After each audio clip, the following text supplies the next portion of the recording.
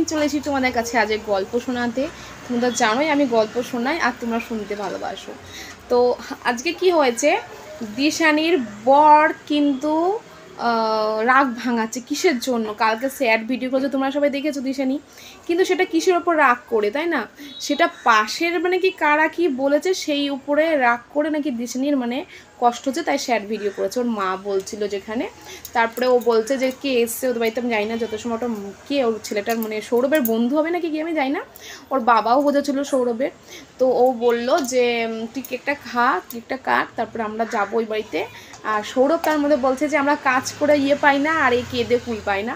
তো সত্যি অমায়ক সম্মানে সেই সিচুয়েশনটার সময় যে সৌরভ ওকে কেক কেটে খাইয়ে দিচ্ছে, তারপর কার ওপর রাগ দেখাচ্ছে, সৌরভের ওপর রাগ দেখাচ্ছে।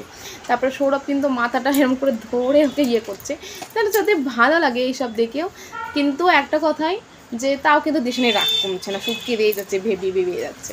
তো তারপরে বলছে কেকটা তুমি সবাইকে দাও, তারপর তোমার সঙ্গে আমি তারপর কথা বলছি, সেই নিয়ে কথাবার্তা হচ্ছে। তো আজকের গল্পটা আমার এখানেই স্টপ করছি, নেক্সট ভিডিও নিয়ে চলে আসবো। ততক্ষণ ভিডিওটা তুমি লাইক করে দিও আর চ্যানেলটা সাবস্ক্রাইব করে দিও। চলে আসবো পরের ভিডিওতে। টাটা, চলো বাই বাই।